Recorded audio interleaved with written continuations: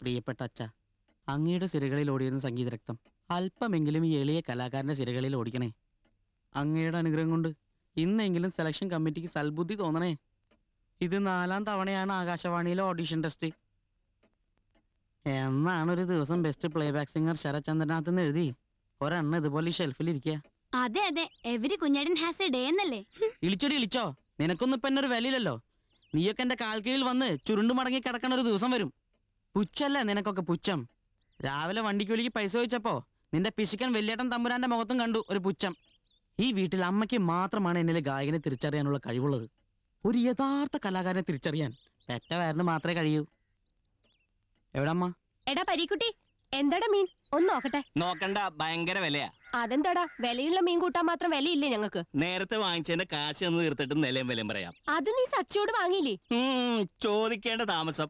ആരോട് ചോദിച്ചിട്ടാ ഇത്രയും വലിയ വിലയുടെ മീൻ കൊടുത്തതെന്നും പറഞ്ഞു ഒറ്റ ചാട്ടം. ഇനി എത്ര നടക്കണം ആ കാശ് മേടിച്ചെടുക്കാൻ?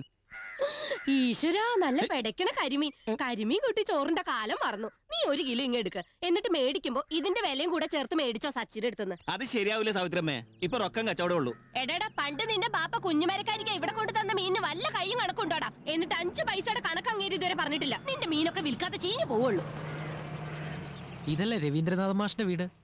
എന്താ? രവീന്ദ്രനാഥ മാഷിന്റെ ഭാര്യ? അതെ. ആഹാ, ഞങ്ങൾ ടിവിയുടെ ആൾക്കാരാ. രവീന്ദ്രനാഥ മാഷിനെ പറ്റി ഒരു പ്രോഗ്രാം ചെയ്യാൻ വേണ്ടി. ഇവിടെ ഇപ്പൊ ആർക്കും TV സീരിയലൊന്നും അഭിനയിക്കണ്ട. സീരിയലല്ല, സാറിന്റെ വാർഷികത്തോടനുബന്ധിച്ച് ടെലികാസ്റ്റ് ചെയ്യാനുള്ള ഒരു ഡോക്യുമെന്ററിയാ. മരിച്ച അന്ന് മുതൽ ഓരോരുത്തർമാര് വന്ന് വീടും ഫോട്ടോയോ അവാർഡും ഒക്കെ പടം പിടിച്ചോണ്ട് പോകും. അതുകൊണ്ട് ഞങ്ങൾക്ക് എന്താ ഗുണം? നിങ്ങൾ പോയട്ടെ. അയ്യോ, ചതിക്കരുത് ചേച്ചി. ചേച്ചിയുടെ ഒരു സ്റ്റേറ്റ്മെന്റും ഈ വീഡിയോ ഒക്കെ ഒന്ന് കവർ ചെയ്യാതെ ഞങ്ങളുടെ പ്രോഗ്രാം പൂർണ്ണാവില്ല. ചേച്ചി ഒന്ന് സഹകരിക്കണം. എന്താ കാര്യം? TV-ക്കാരാ അച്ഛനെ പറ്റി ഏതാണ്ട് പടം പിടിക്കാൻ വന്നതെന്ന്. ആണോ? ഒരു സാറിന്റെ മകനാണോ? അതെ, ഇളയ മകൻ ശരചന്ദ്രനാഥ്. മൂത്തൊരാളുണ്ട്. പക്ഷെ അച്ഛന്റെ സംഗീത പൈതൃകം കിട്ടിയിരിക്കുന്നത് എനിക്കാണെന്നാണ് എല്ലാരും പറയണത്. ഓ, എനിക്ക് താങ്കളുടെ ഒരു ഇന്റർവ്യൂ വേണം.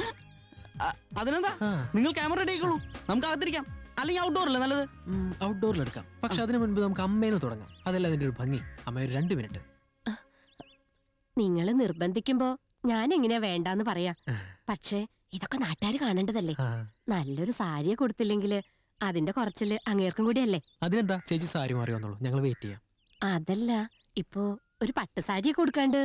ചേച്ചി പട്ടുസാരി എടുത്തോളൂ. അതിനിപ്പോ ഇവിടെ പുതിയ പട്ടുസാരി ഒന്നും ഇരിപ്പില്ലേ?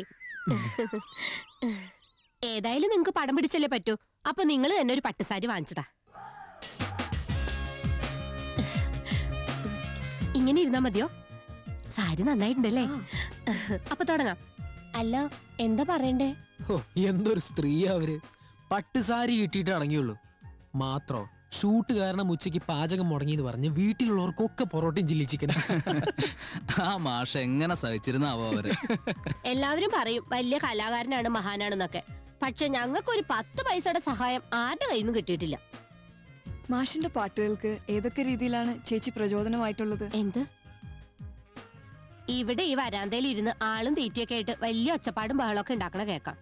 ഞാനതൊന്നും ശ്രദ്ധിക്കാനേ പോവാറില്ല. പിന്നെ ഈ പാട്ടൊക്കെ എപ്പോഴും ഉണ്ടാക്കിയെന്ന് ചോദിച്ചാ എനിക്ക് അതൊട്ട് അറിയേയില്ല. ഇത് മതി.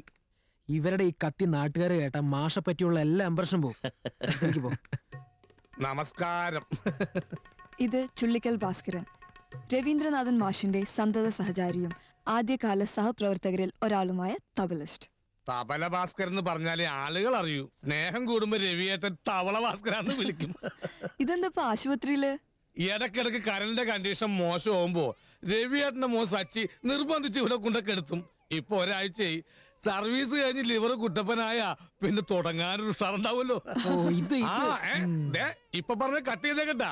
വെറുതെ ഡീസന്റ് ആയി ജീവിക്കണം നമ്മള്. കള്ളുടിയന്മാരാണെന്ന് നാട്ടുകാർ തെറ്റിദ്ധരിക്കണ്ടല്ല. സോജാ രാജകുമാരി സോജാ സോജാ. നമസ്കാരം, ഞാൻ സൈഗാൾ യൂസുഫ്.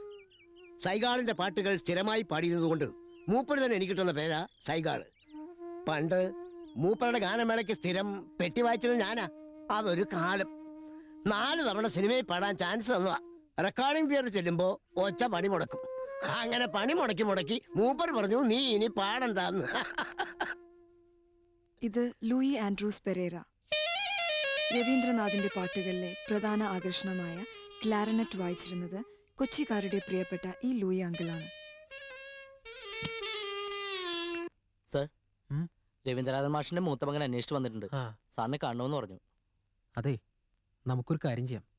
അയാളുടെ ഒരു സ്റ്റേറ്റ്മെന്റ് കൂടി എടുത്തേക്കാം. അയാളോട് വെയിറ്റ് ചെയ്യാൻ പറയും. ആ. അനീഷ്, ആ ക്യാമറ സെറ്റ് ചെയ്തോളൂ. ഓക്കെ. ഇതിലാരാ രവീന്ദ്ര മാഷിന്റെ മകൻ? ഞാനാ. എന്താ തെളിവ് വല്ലതും ഹാജരാക്കണോ? അങ്ങോട്ട് വന്നോളൂ, നമുക്ക് ഔട്ട്ഡോറിൽ എടുക്കാം. ശിവ, ക്യാമറ സ്റ്റാൻഡിൽ വെക്കാം. ആരെ സ്റ്റാൻഡിൽ വെക്കാൻ? ഇങ്ങോട്ട് വന്നത് നന്നായി. ഞങ്ങൾ വീട്ടിൽ വന്നപ്പോ കണ്ടില്ല. അച്ഛനുമായിട്ടുള്ള കുട്ടിക്കാലത്ത് എന്തെങ്കിലും ഓർമ്മകൾ പറഞ്ഞാൽ മതി. വരൂ. തോറ്റു തൊപ്പിട്ട് ഇറങ്ങിയിരിക്കുക. ലുക്ക്, നിങ്ങൾ റൈറ്റ്സ് വാങ്ങിയിട്ടുണ്ടോ? റൈറ്റ്സോ? എന്ത് റൈറ്റ്സ്? റൈറ്റ്സ്, പകർപ്പവകാശം. ഇനി അതൊക്കെ വാങ്ങിച്ചിട്ട് ഇങ്ങനെയുള്ള പരിപാടികൾ ഷൂട്ട് ചെയ്താൽ മതി. കുറെ കാലമായിട്ടുണ്ട് തുടങ്ങിയിട്ട്. പല കോലത്തിലും പല പേരിട്ടും പ്രോഗ്രാംസ് ഉണ്ടാക്കി അച്ഛനെ വിറ്റ് കാശാക്കുന്നത്. ഇനി അത് നടക്കില്ല. ഞങ്ങൾ ആദ്യമായിട്ട് ഇങ്ങനെ ഒരു program- നിങ്ങൾ അല്ലെങ്കിൽ വേറെ ആരെങ്കിലും. സംഗീത ചക്രവർത്തി, അതുലിനായ കലാകാരൻ. കുറെ കേട്ടതാ. സംഗീത ചക്രവർത്തിയുടെ കുടുംബത്ത് അടുപ്പെരിയണ്ടോന്ന് അറിയേണ്ട കാര്യമില്ലല്ലോ നിങ്ങൾക്കാർക്കും. മലയാളികള് എന്നും ഓർമ്മിക്കുന്ന ഒരു പിടി മധുര ഗാനങ്ങൾ ഉണ്ടാക്കിയ ആ ആളിന്റെ വീട്ടില് ചായയിലിടാൻ പഞ്ചസാര ഉണ്ടോന്ന് അന്വേഷിച്ചിട്ടുണ്ടോ നിങ്ങൾ ആരെങ്കിലും? പേരും പ്രശസ്തിയും തിന്ന വിശപ്പ് മാറുമോ സുഹൃത്തെ? അവാർഡ് കടയിൽ കൊടുത്ത അരി കിട്ടുമോ? ഹൈ, അരി കിട്ടുമോ സുഹൃത്തെ? അച്ഛൻ മരിക്കുമ്പോ 10ാം ക്ലാസ്സിലെ മോഡൽ എക്സാം ആയിരുന്നു എനിക്ക്. അതോടെ പരീക്ഷ മുടങ്ങി. ആരാധകരും നാട്ടുകാരൊക്കെ കൂടി ആർഭാടമായിട്ട് ദയിപ്പിക്കലും അനുശോചനമൊക്കെ കഴിഞ്ഞ് പിരിഞ്ഞു പോയപ്പോ കുറച്ചാൾക്കാർ മാത്രം അവിടെ നിന്നു. അച്ഛന്റെ കടക്കാര് അന്ന് തൊട്ട് തുടങ്ങിയതാ കടം വീട്ടാനും കുടുംബം പോറ്റാനുള്ള എന്റെ നെട്ടോട്ടം. അതുകൊണ്ട് എന്റെ സുഹൃത്തെ, എന്റെ കൊക്കില് ജീവനുള്ളിടത്തോളം കാലം അച്ഛനും അച്ഛന്റെ പാട്ടുകളെയും കീറി മുറിച്ച് ഈ എപ്പിഡോസുകളാക്കി വിൽക്കുന്ന ഏർപ്പാടുണ്ടല്ലോ, അത് ഞാൻ സമ്മതിക്കില്ല. അതെ, ഇത് വെച്ച് നോക്കുമ്പോ അമ്മ ഭേദ. എന്തെങ്കിലും നക്കാപ്പിച്ചു കൊടുത്ത് ഒതുക്കാൻ നോക്ക്. നക്കാപ്പിച്ചയ്ക്കും കള്ളിനും അച്ഛൻ പാട്ടുണ്ടാക്കിണ്ട് ഒരുപാട്. അത് പണ്ട്. ഇനിയിപ്പോ എപ്പിസോഡ് കണക്കാ. മനസ്സിലായില്ല? മനസ്സിലാക്കി തരാം. ഈ പ്രോഗ്രാം എത്ര എപ്പിസോഡാ? 2. ഓക്കെ. അമ്മനെ വെച്ച് നമ്മൾ ഒരു എപ്പിസോഡ് ചാർജ് ചെയ്തു. അപ്പൊ ഒരു 1 ലക്ഷം. 1 ലക്ഷോ? ഏത് വകയില്? റൈറ്റ്സിന്റെ വകയില്. മനസ്സിലായില്ല? പ്രൊഡ്യൂസറാ? പ്രൊഡ്യൂസറാണല്ലേ. സാർ എപ്പോഴല്ലേ വന്നുള്ളൂ. ഇത് ഞാൻ നേരത്തെ സംസാരിച്ചോണ്ടിരുന്ന 1 ലക്ഷം. അതിപ്പോ ക്യാഷ് ആയിട്ടോ DD ആയിട്ടോ അല്ലെങ്കിൽ ചെക്കായിട്ട് വന്നിട്ട് ഷൂട്ട് ചെയ്തോളൂ. അല്ലെ ചെക്കായിട്ട് വേണ്ട. അതിന് അത് മടങ്ങി കേസായി പിന്നെ പ്രൊഡ്യൂസറായിട്ട് പ്രശ്നമേ അല്ലേ തന്നെ നേരില്ല. അനീഷ, ക്യാമറ അകത്തേക്ക് കൊണ്ടു. നമ്മുടെ ദാസേട്ടന്റെയും എസ് ജാനയുടെ ഒക്കെ സ്റ്റേറ്റ്മെന്റ് ഇല്ലേ, അത് വെച്ച് എന്തെങ്കിലുമൊക്കെ ചെയ്യാം. വാ. അല്ലാതെ സാർ അങ്ങനെ ചൂടായിട്ട് പോകേണ്ട കാര്യമില്ല. എന്ത് കാര്യത്തിന് ഒരു കോംപ്രമൈസ് ഉള്ള ആട്ടാ. ഇതിലിപ്പോ എന്ത് കോംപ്രമൈസ്? ഞങ്ങൾ ഈ പ്രോഗ്രാം ചെയ്യുന്നില്ല. അല്ല, റേറ്റിന്റെ കാര്യത്തിലാണെങ്കിൽ ഒരു പാലമിട്ട് അങ്ങോട്ടും ഇങ്ങോട്ടും വേണമെന്ന സാമാന്യ തത്വം അനുസരിച്ച് കുറച്ച് താഴോട്ട് വരുന്നതിൽ എനിക്ക് വിരോധമൊന്നുമില്ലട്ടാ. ഒരു എപ്പിസോഡിന് ഒരു 25,000 രൂപ തന്നാലും മതി. താങ്കളുടെ പേരെന്താ? സച്ചിദാനന്ദൻ. പരിചയപ്പെട്ടതിൽ സന്തോഷം. അല്ല, സന്തോഷം എനിക്കും വേണ്ടേ. ഞാൻ റേറ്റ് എത്രയും കുറയ്ക്കാട്ടോ. നമ്മൾ സംസാരിച്ച എത്രയും കുറയട്ടോ. മോനെ ഒന്ന് ശരിയാക്കി തടാ. തുടങ്ങി ഉടനെ ഓവർ ആക്കിയപ്പോ തന്നെ ഞാൻ കരുതിയതാ കയ്യിന്ന് പോയിന്ന്. വാ പോ. അല്ല, അങ്ങനെ പോയാലെങ്ങനെ? നമുക്ക് കുറച്ചുകൂടി കുറയ്ക്കല്ലേ? നീ ഒന്ന് പോയി സംസാരിക്കോ? അങ്ങോട്ട് ചെന്ന് അടിച്ചു പരത്തി 10,000 എപ്പിസോഡാക്ക അയാൾ എന്നെ. 2 മെഗാ സീരിയൽ ഡയറക്ട് ചെയ്യുന്ന ആളാ. നിന്റെ നാവിന്റെ അത്ര നീളമുള്ള മെഗാ സീരിയലൊന്നും മലയാളത്തിൽ ഇതുവരെ ഉണ്ടായിട്ടില്ല മോനെ ലാലപ്പാ. ചെന്ന് വിജയ് ശ്രീലാടത്തിനടുത്ത് തിരിച്ചു വാ. ഞാനിവിടെ വെയിറ്റ് ചെയ്യാം. എത്ര വരെ താഴാ? 10,000. ആ പരിപ്പ് അവിടെ വേവില്ല. 5,000. അതും വേവില്ല. 3,000. വേവില്ല. 2,000. അതിൽ തണ നമ്മുടെ പരിപ്പം വേവൂല. നീ ഒന്ന് ചെന്നേ.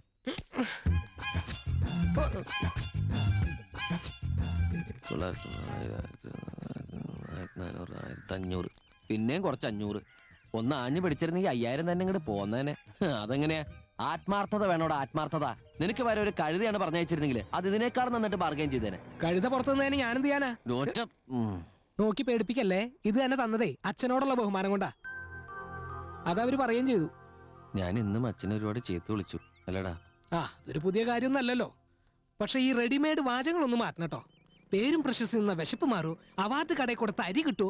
കേട്ട് ബോറടിച്ചു. ബോറടിക്കാൻ നീ എന്തിനാ എന്റെ കൂടെ എപ്പോഴും നടക്കണേ? വണ്ടി എടുക്കണേ. ആശുപത്രി ഭാസ്കരനെ ഇറക്കണം. ജയിലിൽ നിന്ന് ഇറക്കണം എന്ന് പറയണ പോലെ. ജയിലിൽ നിന്റെ അമ്മ ഇപ്പൊ